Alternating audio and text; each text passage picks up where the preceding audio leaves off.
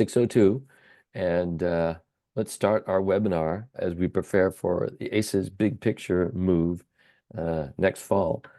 Good evening. My name is Pat Hegarty. I'm the Executive Director of Secondary Education for the Mukilteo School District, and I'm joined by my esteemed colleague.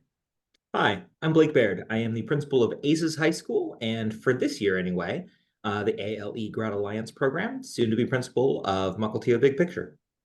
So thank you all for joining us, and we are a small but mighty group tonight. We are recording this webinar, and with the magic of technology, over the course of a few days, we will post this to our YouTube channel, and it will have subtitles and captions that will be translated. We are anticipating on March the 13th holding a second similar webinar, and we'll have simultaneous interpretation at that time. So at this point, I'm going to share my screen. Blake, would you mind keeping tabs on our participants? Absolutely. Because we want to share some essential information, and then at the end, we'll open up with the opportunity for folks to voice some questions and some wonderings as we build this. So allow me to find where this is. There it is. I got to find slideshow. So we are here tonight to talk about Mukilteo Big Picture, a new venture as we redefine what currently ACES is as an alternative for learning in an alternative learning environment for our students in grades 9 through 12 in the Mukilteo School District. Thank you all for being here with us tonight. Tonight, we will share a very simple overview of the new Big Picture High School program that we will be launching this fall. In some respects, we're still building as we go. And so the first information we'll share tonight will be the essential overview. And as this spring and summer and fall take shape, there'll be more definition given to our program. ACES High School, as we shared with you, is changing, and we think that there might be considerable interest amongst our students and our families for doing something different. Starting in September of this year, ACES will offer a new program that provides student different learning experiences than we have in traditional high school programs. And of course, ACES does that now, but it is in many respects a comprehensive high school on a much smaller, more intimate scale. Initially, we will limit Big Picture to 120 students school-wide, and we'll offer small group supports and very customized learning plans that are unique to student interests. So fundamentally, what is Mukilteo Big Picture? It's focused on students' personalized projects and learning that students really design themselves. A key element, and this is going to take a while for us all to get our heads around, is that it's not credit-based, but it's focused through competencies. And in just a little bit, Blake is going to share a bit more about what that actually looks like. And fundamentally, it is about learning through projects that are driven by a student's unique interests and by designing those projects to give fulfillment to a student's interest and to capture and also to enhance their ability to think through a design of a project. Our projects will include personal learning plans, goal setting, and student portfolios. Assessments are project-based exhibitions rather than tests. A very important and central element to this work is students learning through internships. And as a part of that, it really is about enhancing students' connection to the world outside of school by participating in those internships related to their areas of interest and their areas of study. It is like ACES is now, and this is why we believe that so many of our current ACES students will want to continue with ACES Big Picture. It's a small school environment supported by staff who care about student interests that drive each child's learning. Teachers are called advisors, so they advise students on how best to tackle their projects and to meet competencies. And instead of a 6-period day, it is a more fluid and open kind of schedule that allows for deeper involvement in self-directed projects and those internships. And Blake will have a sample schedule that he will walk us through tonight. Sorry, there we go. Blake, I think this is for you. Yep. A question I get pretty regularly as I've been talking about this with students, staff, parents, is why are we changing the model? Why does ACES need to change? I mean, right now, it's a great place for students who are struggling with all of the conventional aspects of a large comprehensive high school of 2,000, 3,000, or even 500 students. It's currently a place where we do a phenomenal job knowing each one of our kids by name, strength, and need on a teacher by teacher, staff by staff, kid by kid basis. That said, over the last several years, really several decades, the attendance has been poor at ACES. Students sticking around once they arrive has been poor. We have students enroll and disenroll pretty often. And our graduation rates and state testing data have significant room to improve. As a result of that, the districts determined that, we can do better. We can keep those pieces of ACES that are doing really, really well, knowing our kids deeply and intimately, kids feeling known, safe, cared about. And we can also maybe look at changing our model for how we teach and how kids learn and how we assess students and award diplomas in a way that is going to be more successful for a larger number of our kids. So how did we get here? Why big picture?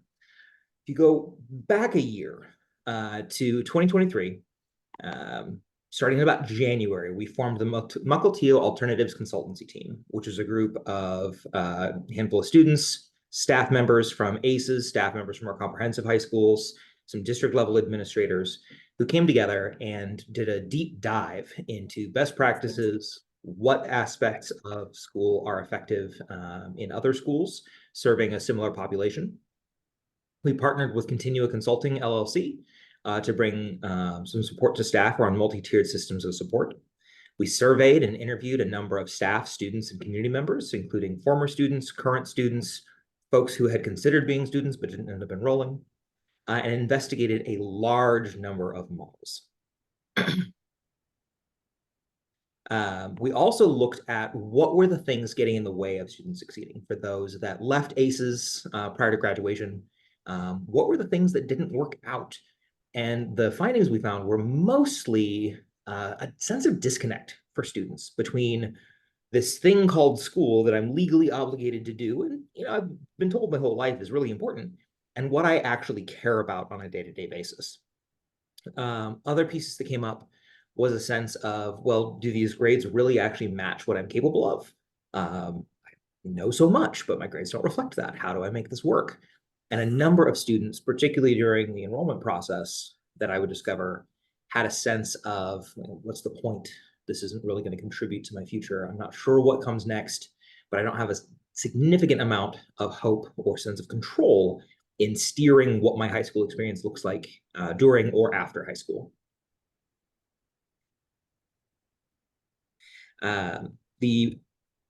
Whoa, sorry, just a second, my screen froze. There we go. We surveyed families, we surveyed students, and we asked, what are the things that are the most important to you in high school moving forward? And a couple of themes emerged. One was project-based learning, getting away from kind of worksheets, lectures, and tests, and moving into really hands-on projects, connection to what's real. The word real came up very consistently. Maintaining the strong student-teacher relationships that we have currently. Teaching that's really customized, kid by kid by kid by kid. If you have visited ACES, we have an enormous variety of students who are all radically different from one another. And how can we actually leverage that as a strength instead of something that's a challenge to figure out how to navigate? Parents in particular responded that they really want us as a school to pursue getting to know what it is kids are really interested in, naturally curious about. Students really focused on what comes after high school and how do I make sure that I'm ready. Particularly in speaking with a number of seniors who are approaching graduation, they would express worry or concern about how am I going to navigate the grown-up world once I'm done with this place. On-the-job training came up, really practical pieces like resumes, interviews, job skills, tools to build the future they want, grades that truly reflect what students know and are capable of doing, not necessarily how compliant they are. And hands-on work getting into jobs or internships came up as a consistent narrative.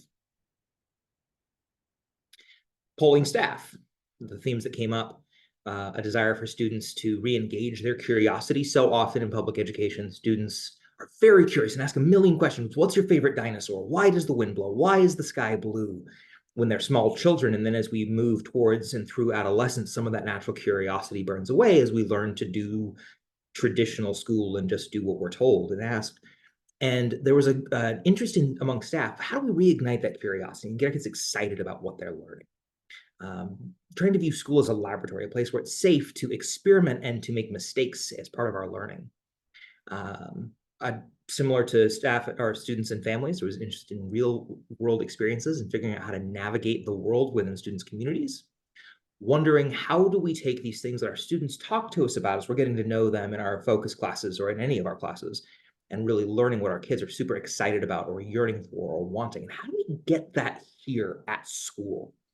The other piece that came up very frequently among staff was how do we connect to our community?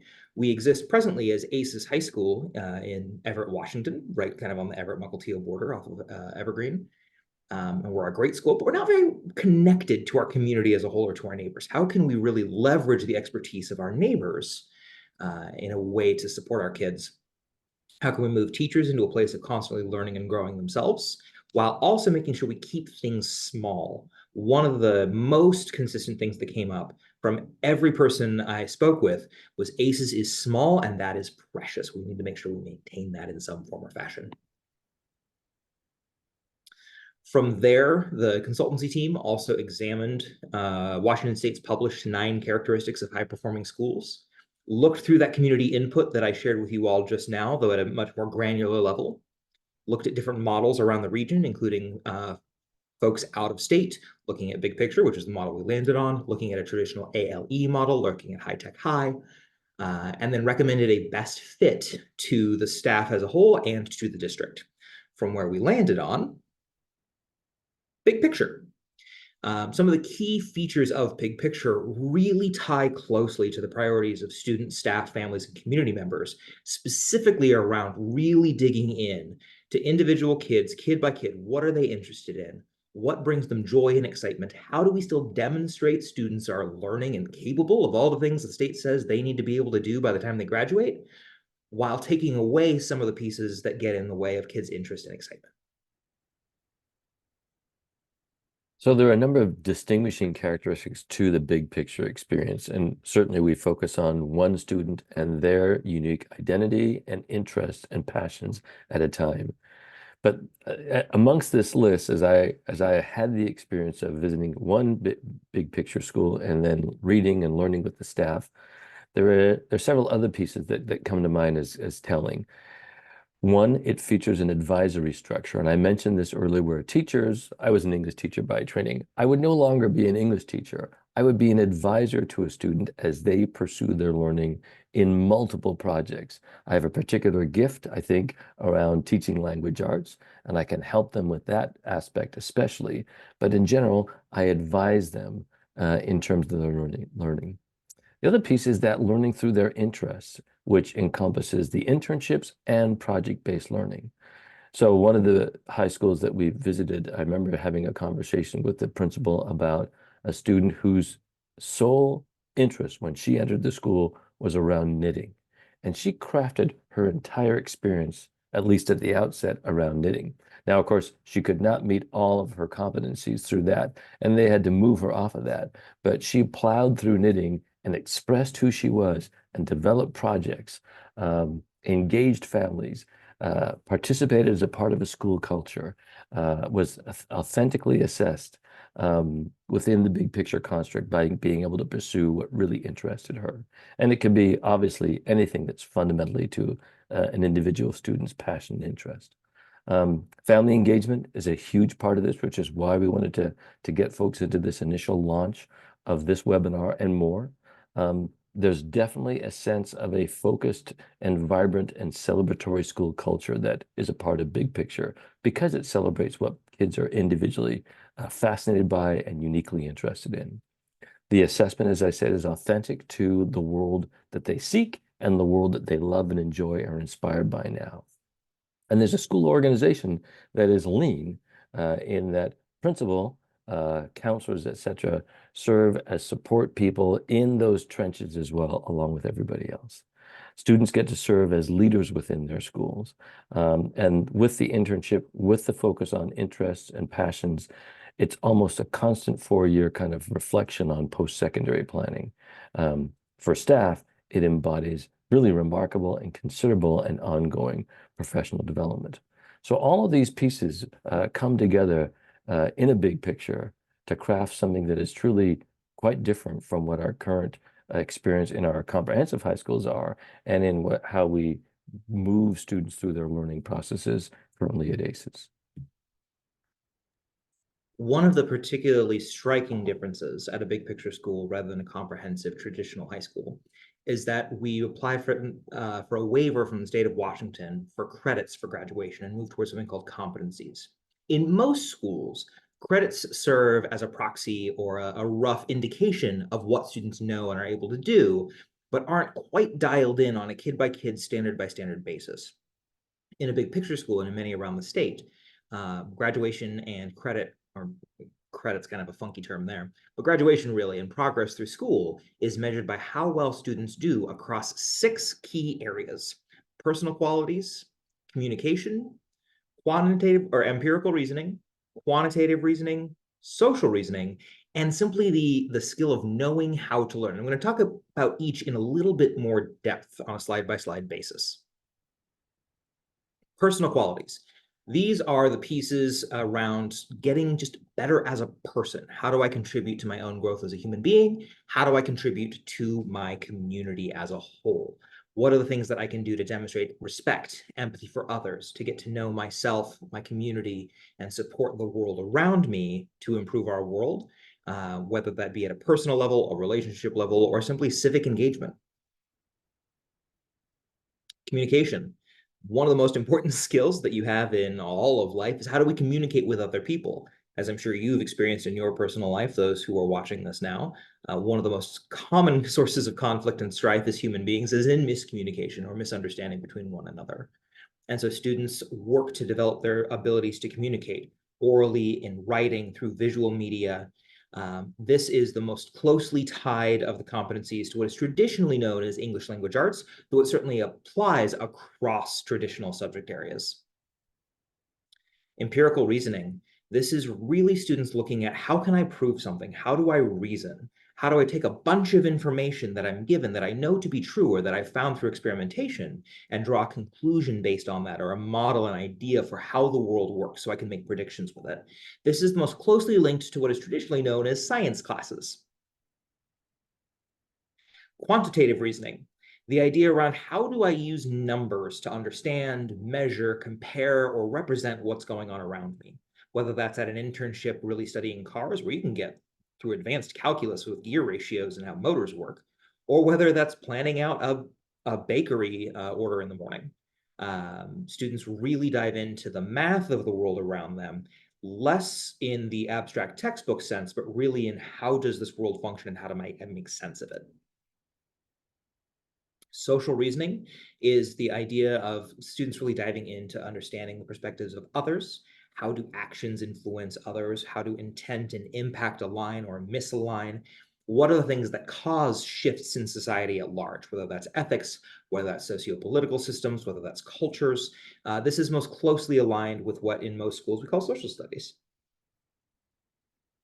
And lastly, knowing how to learn. Students really getting into how do I develop the strategies, the tools necessary for learning? What is it I'm curious about? I mentioned earlier that by the time we get to high school, many students, if you ask them, hey, what do you want to learn about? Common response is, I don't know, just tell me what to learn. And so really redeveloping and reigniting those skills, because it's not just an innate passion. It really is a skill set and a set of tools that we as human beings can have to dig into how do I learn? Or if you get stuck with a problem in adulthood, how do you go about approaching that problem to learn what you need to learn to solve it? Even something as simple as you're renting your first apartment, you're 19 years old, and the toilet clogs. How do you really dig in to solving that problem? How do you learn from that rather than having to either make the problem worse or spend an inordinate amount of money to hire an expert? All of this comes together through one of the most pivotal pieces of a big picture model, which is called learning through interests, or is it the internship component of the school? Students are at school on site 3 to 4 days a week, going through the school day, which we'll talk about that in a few minutes. But the majority of their learning, and the really critical part, is where students are out in the community at local organizations and or businesses engaging in internships, essentially 1 or 2 days a week. A student has gone through the process of getting to learn about the organization, conducting an informational interview, a job shadow, and requesting and eventually obtaining an internship of about 10 weeks, often longer. And that 1 day a week, instead of coming on site to where now is ACES High School, students are going out to their internship, essentially putting in a day of work. They're not getting paid for that time, and it's not a job. Um, we are still high school students, but they're getting real world experience, boots on the ground, so to speak, in their internship setting. And I'll share with you two quick anecdotes. I have worked at a big picture school before. I began my teaching career at a big picture school, and there were two students with kind of extreme ends of the internship experience. One was very interested in architecture and math and had a number of family members who were architects. He was able to get an internship beginning as a ninth grader at a local architecture firm. Initially, really, he was just making copies and filing paperwork. But as he worked his way through, he fell deeply in love with the work, ended up staying at that internship for all 4 years of high school. By the end of his senior year, his capstone project was designing a building ground up in partnership with the expert who's licensed. They eventually ended up choosing to fund his college in exchange for him agreeing to come back and work for them. And he is now a professional architect down in Los Angeles. The second story I will share with you, at other end of the spectrum, was a student who loved to cook. Cooking was his passion. He obtained an internship at a local bakery. He was very excited, so delighted. And 2 weeks into the internship, he came to me and he said, Blake, I need out. I can't do this anymore. Turns out if you work at a bakery, you're getting up at 3 a.m. every morning to come have the baked goods ready when everybody else comes through for breakfast. And and let me tell you, for him to learn that at 14, 15, 16 years old, rather than after he's gone through culinary school, was of enormous value. From there, he was able to pivot to an internship in the restaurant industry, more of a fine dining environment, which is more of a nightlife, night owl type of lifestyle, which is much more his speed. And he is now, I believe he's a sous chef and doing quite well. Whether it's an internship that goes well and lasts for all of high school, or only lasts for that minimum of 10 weeks because the student decides, this is not for me, how can we pivot? It's incredibly valuable for students to essentially graduate high school with 4 years of job experience on their resume, rather than being truly green as they come out. And the one thing I would add to this is all the while, in cooperation with their advisor, they are having their competencies assessed, wondered about, and essentially, okay, you've met that through this portion of your internship. What's next? I guess that was part of what I wanted to say, I guess, on this next slide. Um, One of the fascinating things for me as I observed a big picture high school was the notion of student interest driven projects. It's project-based learning in its purest form. And the advisor or the teacher is in the form of a generalist and a learning expert. So I promote that knowing how to learn along with helping students design their projects, help them understand what collaborative problem solving looks like as they work with their peers, and to help build that scaffold of how do you actually put together this project and bring it to fruition, say for an exhibition or as I execute my competencies. By design, project-based learning is intended to deepen student learning, and it's very suited to meeting the competency gaps that we see in different places. I can create or come up with, or with the support of my advisor, develop a project that helps me meet the different competency levels that I may be struggling to obtain. And Mr. Hegarty mentioned just a moment ago that while students are doing their internships, they are addressing the various competencies. And so, how do we assess that? The question that comes up pretty regularly. Roughly 3 times a year, though we may be looking at 4, I think we're looking at 3 for next year. Students give a thesis style presentation in defense of their learning. Hey, here's what I've been doing for the last 15 weeks, whether in my internship or while I'm at school. Here's what I've learned. Here's how I can show you and prove and demonstrate I've actually learned the stuff, not just jumped through the hoops. And here are the state competencies that it aligns to. Please check that checkbox saying I have mastered that at a freshman level, sophomore level, junior level, senior level, and move on. They give this presentation to a panel of their mentor, their advisor or teacher, their peers, family members often. And that panel questions them towards the end of the presentation. You've said you've mastered these 10 things. 1 through 7, we're convinced, no problem. But 8, 9, and 10, we have some more questions for you. And there's that opportunity for a dialogue for the student to really prove, yes, I've really learned items 8 and 9. 10, maybe I have a little more to do. So let's plan on what it's going to be next and then go forth and learn it so that by the time a student graduates high school, they have completed everything the state of Washington says the student needs to know and be able to do in order to complete high school and receive that diploma. But as you'll see on this slide, there's more than just the internships because, well, a number of things. One, internships aren't going to cover everything. I would have loved an internship in cheese making, and I would have learned quite a bit of science. I'd have learned an enormous amount of history through cheese making. I probably wouldn't have learned math beyond about Algebra 1 with a little bit of geometry. So when I still have to learn through about Algebra 2 in the state of Washington, how am I going to pull that off? This schedule addresses pieces of that. The other piece that the schedule will address are for students who are coming to this new method of learning, this new model. And that's scary. It's new. It's hard. I don't know how to design a project. I'm just a 14-year-old kid or a 19-year-old kid or a 35-year-old principal. How do we make this work? And this is where the schedule and the day-to-day comes in. Every day, Monday through Friday, except Thursday if a student is at an internship. They begin in homeroom. This is with their main core advisor, who most students will have for their entire time at Mukilteo Big Picture. This is the one person on staff who knows them the most, the best, the most intimately, understands what they know and are able to do, what their goals are, what's going on in their lives, and what their learning plan is. This is a chunk of time to meet with your advisor, to get a real solid bit of coaching and support. I'm really struggling with this math problem, or I'm struggling to get an internship. How can I really break through? Every time I do the informational interview, I get this kind of frown when I start talking about my hobbies. Where can we make this work? And really, on a kid by kid basis, the advisor functioning as a learning expert to help the student figure out what comes next. After that, again, just to be clear, this is a model example schedule. It's not fully locked in yet. But you'll see on the Monday, Tuesday, Wednesday, and then Friday, there's project exploration. This is a chunk of time for students to work on their independent projects. And there's really 2 independent projects that students will have at any given time. Though as you start moving into your 11th and 12th grade year, they will often join to become a singular project.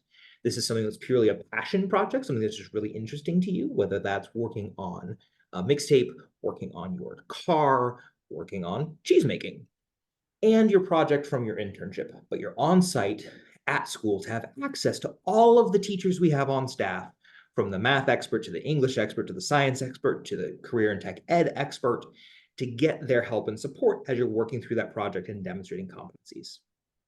There's a chunk of time there on the Monday through Wednesday called interest cycles. And this is really where the learning how to learn comes into play. Students who maybe don't know what they're interested in yet. They're having trouble designing that project for that project exploration time. A group of students, about 15 or so, up to about 25, come together and have a shared interest that's aligned with something a teacher is an expert at, whether that's working with Ms. Raphael, our science teacher, on a butterfly unit, or that's working with maybe both Mr. Miranda, one of our current social studies teachers, and Ms. Poletsky, another one of our science and CTE teachers, to look at the science and the sociology of the history of eugenics and where that comes into play, which aligns with a number of Washington state standards. And these are roughly 6 to 10 week cycles of short, intensive projects where everybody's working on the same content, though maybe in nuanced ways. So it's not quite as independent, to provide some structure for students to really dig in and to get excited about something together. Let me tell you, when I worked at a big school, I absolutely taught a cheese making interest cycle because, as you've probably picked up on by now, making cheese is a passion of mine. Lunch is straightforward. Content, that kind of aqua blue color you're seeing there. Content time is time to really dig into those targeted areas of what are the competencies that you need to really lock in on and make sure you master that are not currently being addressed by your independent project or your internship or your interest cycle. For many students at big picture schools, traditionally, this ends up being pretty math heavy time, but there will be those students for whom their internship is all math all the time, and goodness, they need to work on their writing or their understanding of social studies or what have you. And then lastly is design labs before students go back to their homeroom to wrap up the day. Again, we're talking Monday through Wednesday. We'll talk Thursday in just a minute. Design labs is a time for students to learn and to practice something similar to interest cycles, but rather than being so focused on the content itself, it's really focused on how do I build and design a project? Because by the time students are seniors, they're going to need to build, present, and defend a significant project that they have built from the ground up. And that's its own set of skills. And so this is going to be looking at reverse planning, looking at setting goals and objectives and how do we meet them and how do we to break it apart into manageable steps, looking at what in the business world they call key performance indicators. And then students wrap their day Monday through Wednesday, going back to homeroom, checking in with their advisor. Here's what I've done and accomplished today. Here's what's next. Have a nice day. Thursdays.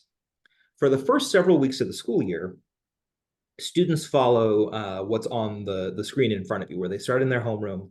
Then they go to internship workshops where they are learning how to write a resume, how to even assess what kind of businesses they might want to be involved with. And this can run the full spectrum from a student who is ready and rearing to go over at Boeing, though that's going to take some work to get that relationship built and well established, to a student who I am really not ready to be out on my own in the job world, but hey, there's an elementary school across the street with a teacher I used to have who's willing to let me volunteer in her class as my starter internship. But this is the chunk of time where students are learning how to get in. Once students have internships, once we're on average about 10 weeks into the school year, students don't come to school on that Thursday at all. They go to their internship, and this is now a chunk of time that their advisor spends about half of their day out visiting internships, going to see students in their place of passion and interest. And what are you working on? What are you learning? What are you doing? How can I support you? Getting to know the mentor. How's the student doing? Are they doing what they're being asked to do? Are they putting in their hours? And then the other half of the day is teacher prep time. Friday, because in Mukilteo we have an early release Friday, it is shortened pretty heavily, but it looks very similar to the Monday through Wednesday time. But the chunks of time are smaller and interest cycles is presently omitted. Again, that may shift a little bit as we go forward with planning, but that's what the general week to week looks like within Mukilteo Big Picture. All of which, if we're going to do this well and be aligned with the district's strategic plan published recently, we need to make sure that we align to the values of the Mukilteo School District. Well, equitable access, if this thing is really about kid by kid on a very individual and personalized basis, that is the fundamental definition of pursuing equity with kids, meeting them where they are to provide them what they need to launch into the successful, thriving adulthoods to pursue being the happy, healthy 30-year-olds they want to be as defined by themselves. Student-centered engagement, it's about getting kids engaged in what interests, excites, and brings them joy and passion, while supplementing when we need to. Bringing families along for the ride. I can't tell you the number of families that I have met with who have had that opportunity to watch their child come alive when they really find something that they're passionate and excited and interested in and start finding success after a period of struggling, as well as getting families involved in helping with the school. Maybe, Mr. Hegarty's dad knows a guy who's looking for some extra help in his dental office. And hey, as an advisor, I've got a student who's super interested in dentistry someday. Let's make that connection happen and leverage those relationships. Individualized learning, again, that's really the core. And because this requires a number of nuanced conversations with students and staff, and helping staff really figure out how to support each kid, which each kid's expertise and interest is going to be very different, there's a constant need to ensure we have a positive climate that's safe and that staff are constantly learning, growing, and improving in the interest of their students. So we've thought a lot and talked a lot about what kind of learner is big picture for. And I have to confess, when Blake first shared with me kind of the larger tenets of big picture learning, and I was a very traditional high school English teacher, I thought, all of that sounds great, but I don't know how you pull it off. And then when I actually went and saw it in action, I had two responses. One was, gosh, this would be a great place to teach. And secondly, gosh, this would be a great place to be a principal. So I really came away with what kind of learner? Really, all students really, but especially for students who are really looking for something different from the comprehensive high school. I am struck as we've come out of now 4 years since the beginning of the pandemic, that one thing that it's come to my mind, and I think I've heard repeatedly, is we are seeking many something different uh, to fulfill learning for students and for families. I think that big picture is probably best for students who do best when their learning is driven by their own interests and their own passions. And I will reflect on that and say, I think in the traditional school experience, that's not something that we always put to the fore. And so I think kids may indeed struggle with that, being given the opportunity to drive their own interests and passions.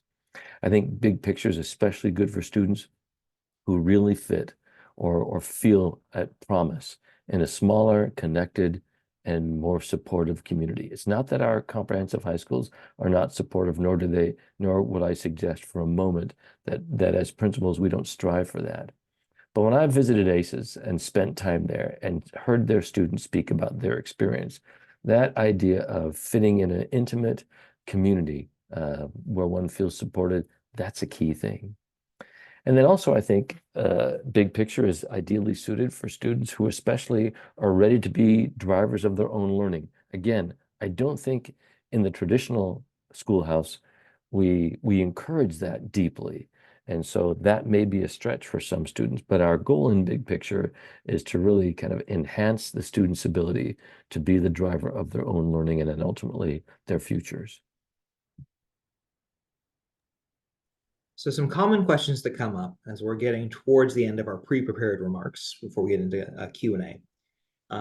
People ask pretty regularly, talk about this competency-based diploma and kids presenting and defending their learning. How does that work with grades, transcripts, or college for those that are interested? Well, there exists within the state of Washington what's called a competency-based transcript, where again, we document, here's what students know and are able to do, and here's how we can prove that.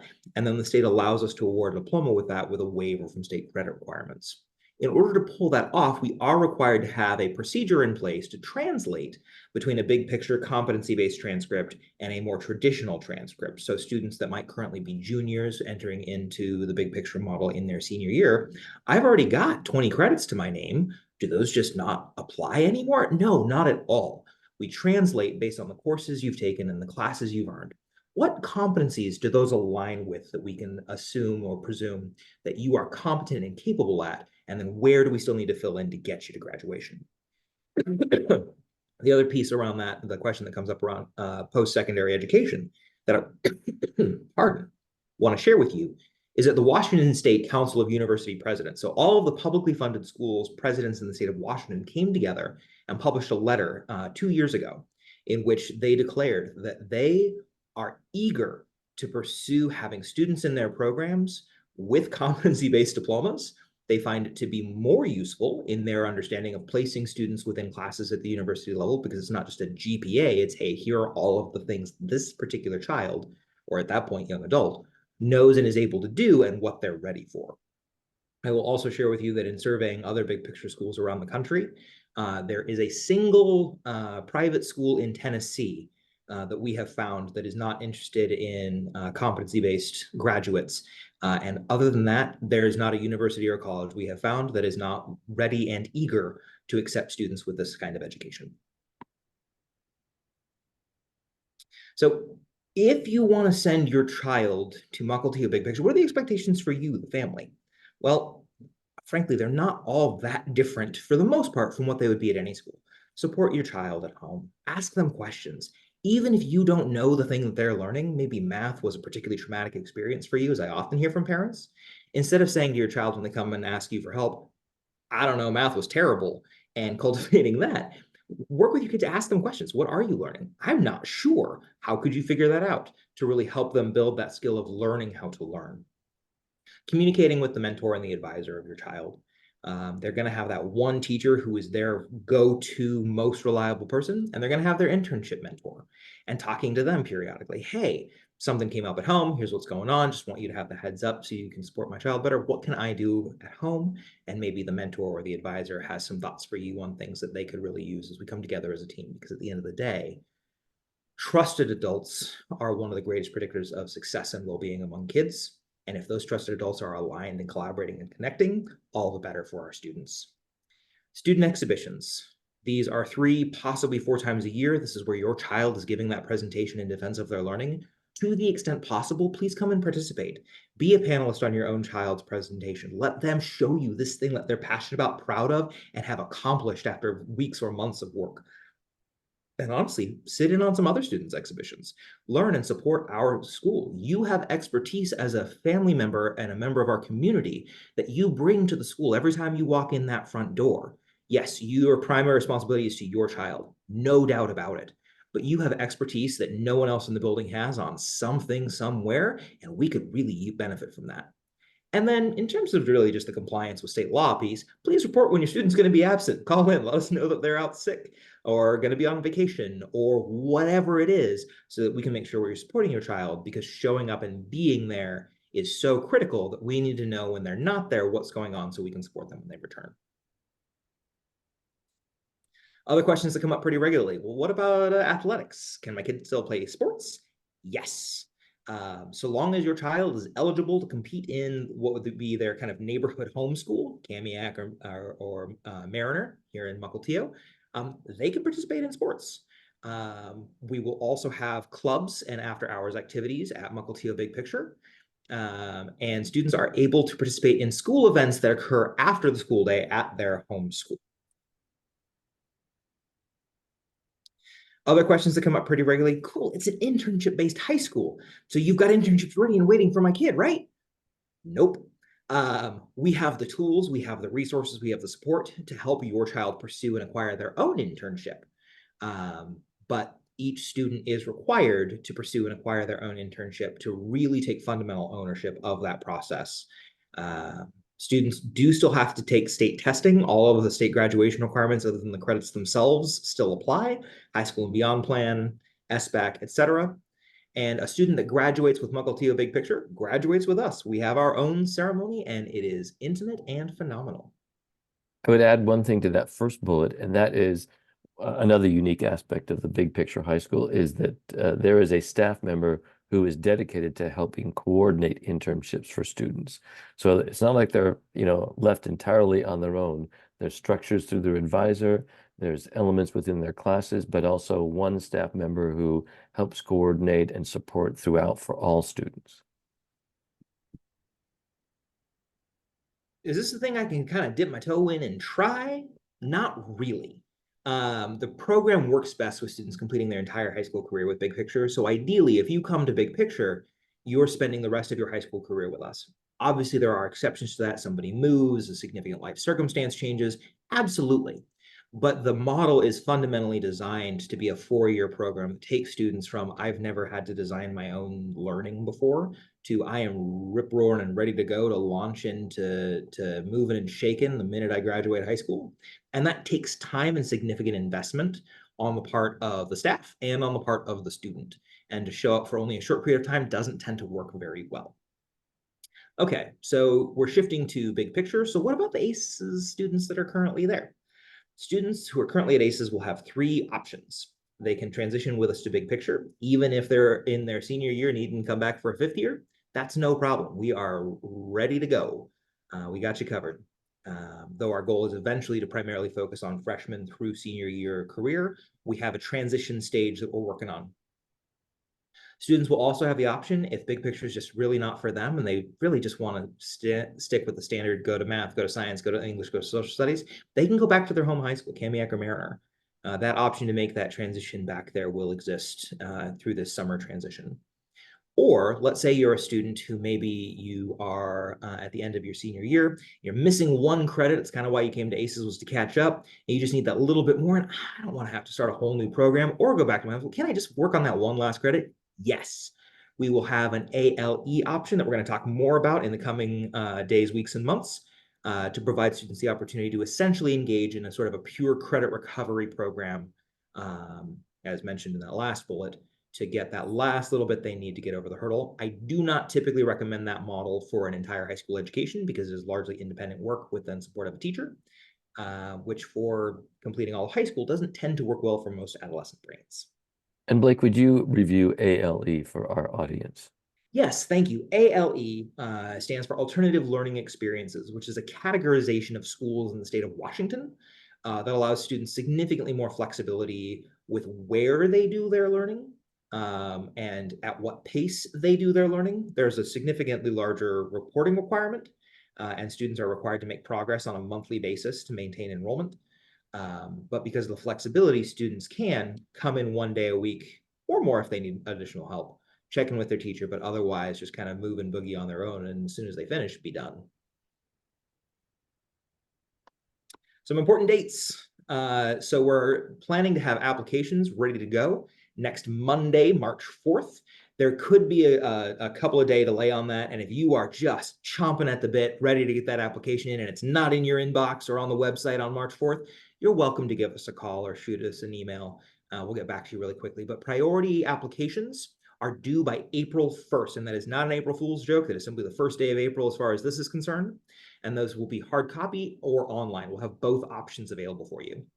We will be accepting applications until we're full. Quite frankly, we'll continue accepting applications after that point and develop a wait list.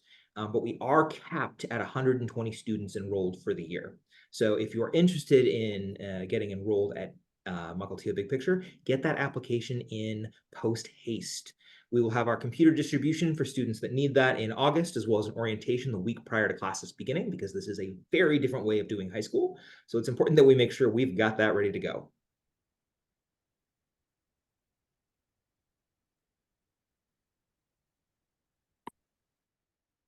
This me, Blake?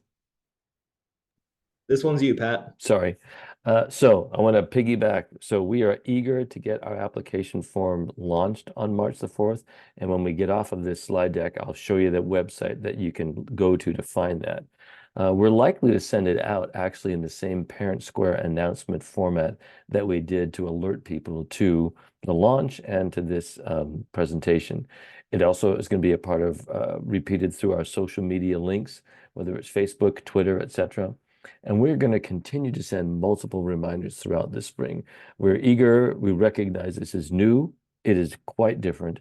And, you know, there may be some trepidation or perhaps reluctance to jump in. We really want to get folks interested. So bear with us while we continue to share with folks this opportunity. If you are interested, I really want to encourage you to work with your student counselor at your home school, grades 8 through 11, to make sure that you have access to the form. I'm actually meeting with counselors on Friday at middle and high school. I'm going to spend some time on this. Blake and I are planning to formalize, if we can, on Monday, March 4th, that application form. And then if for whatever reason it doesn't send out to you or you don't see it on the website, please do contact us and I'll share our contact information in just a moment. While that is all pending, we're also entering the course registration season at our middle and high schools for next year. So it is important that your students still sign up for courses at their home school. It's not going to disenroll them in any way from Mukilteo Big Picture, but it does make sure that all of their bases are covered for the future. Just in the interest of making sure every I is dotted and T is crossed. And then we'll apprise families of status at the beginning and at the end of June, just so there's that ongoing, here's where we're at, here's where the numbers are, here's what your status is.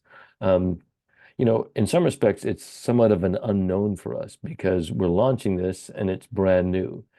So we'll see kind of, there's likely to be fits and starts, but we do promise to keep people engaged and involved and informed as we go along. Some key names to be aware of as we move forward. If you have any questions or concerns, or hey, where was that form, or who do I talk to about that other thing? These are your primary go-to people. First one on there, hi, it's me, I'm Blake.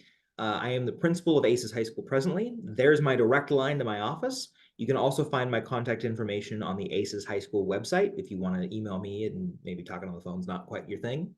Or if you want to find my work cell and send me a text, you can do that to my work cell. That's on the website as well. If you text this number, it's not going to go through because that's a landline. We've got Liz Reynolds. She is our office manager at ACES. She is going to be your go-to person for paperwork once that gets going. We also have Brenna Fulner. who works with Pat in secondary education.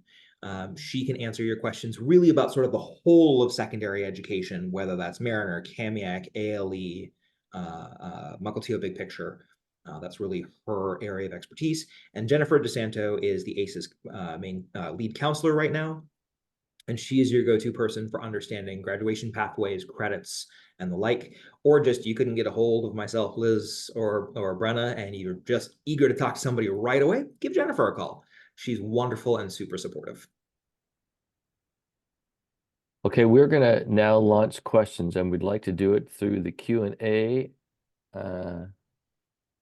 application. So as we get questions going, Blake and I will answer them as you enable them through Q&A. I'm going to stop sharing here for a moment, and I do want to show you the website, so I'm likely to share again. So bear with me. This has our contact information, and it includes our email addresses. So you can see, you can always feel free to contact Blake or I. I'll put the specific URL in the chat. I want to make sure everybody gets a chance to see this. That should do it. So that's the URL for that particular web page, and it has that essential information that we already shared with folks. But again, it has that contact piece at the bottom. This is the place where we will be sharing the link for the form. We'll send it out through social media. We'll send it out through Parent Square. It'll also be here. And then as we get more organized, we'll coalesce probably around an offshoot of the ACES pages.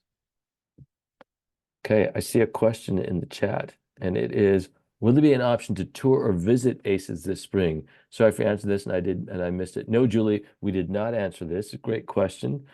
Blake's typing an answer, and I will give my response. We'll see if they match.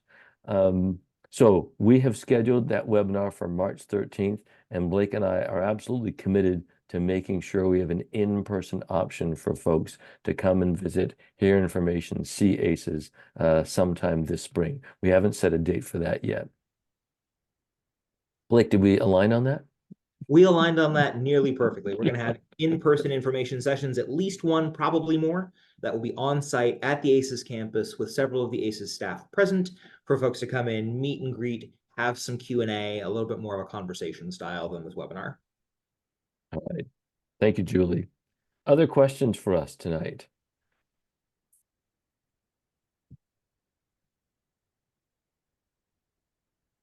Oh, great question. Lockers.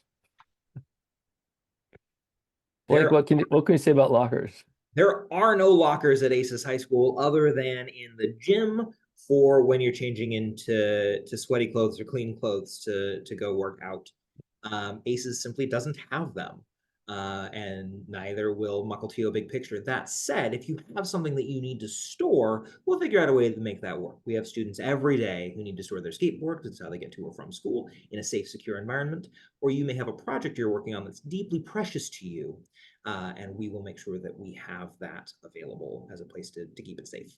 Yeah, that's an excellent question. And one thing we realize as we become more obviously project-based, there's going to be a lot of bits and pieces, whether it's pieces of wood, knitting material, what have you, car bits, musical instruments. We'll have to figure out ways to store things safely, but accessibly. So there's work to be done on that as our program grows. I saw another question. My son is currently enrolled in Graduation Alliance. Will this continue to be an option? Blake, you want to address that one? Sure. The plan is to transition from our current Graduation Alliance option, which is working independently at your own pace and then checking in once a week remotely with a staff member who's not actually a Mukilteo School District staff member, to the new ALE model for students that would like to continue, where you're working independently at your own pace, primarily at home, but then checking in once a week in person with a staff member. The research is pretty clear that having that in-person connection, as well as the connection of a Mukilteo staff member who knows the community intimately, tends to lead to greater success for students in the long run.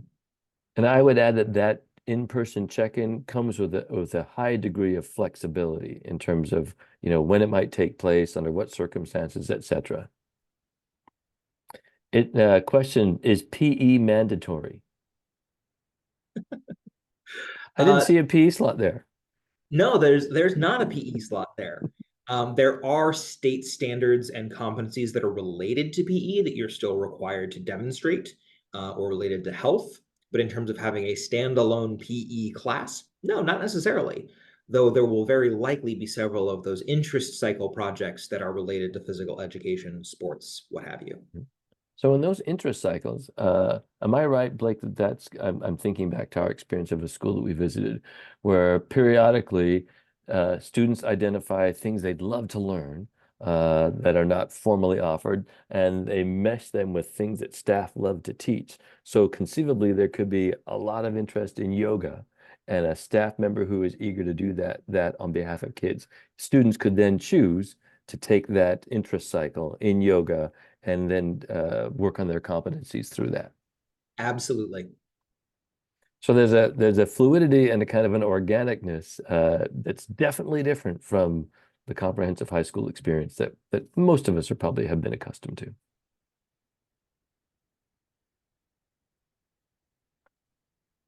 Any further or final questions that Blake and I can entertain tonight? Yep, I see one popped up. Our Are they students separated by grade levels? Excellent question. No, students will be in mixed advisories of all grade levels, in which students who are a fourth year student can be an exemplar and a support for the new students, and frankly, vice versa.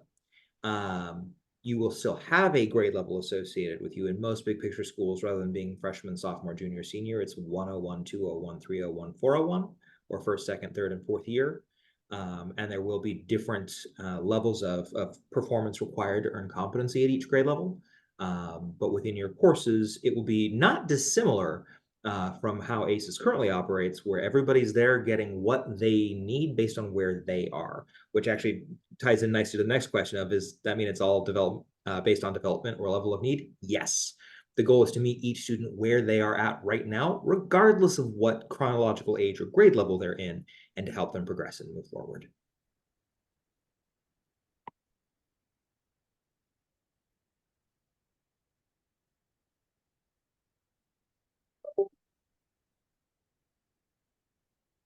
Okay, it is 6:59. Once again, in partnership and on behalf of myself and Blake, thank you all for giving us of your time tonight. Thanks for your interest. We hope that we've answered some of your questions. We've probably raised some more that you're going to send us as emails or phone calls in the weeks ahead. And we look forward to seeing you as we launch this new program for learning and program hardly does it justice in my mind for what we envision and what we hope we can create for kids.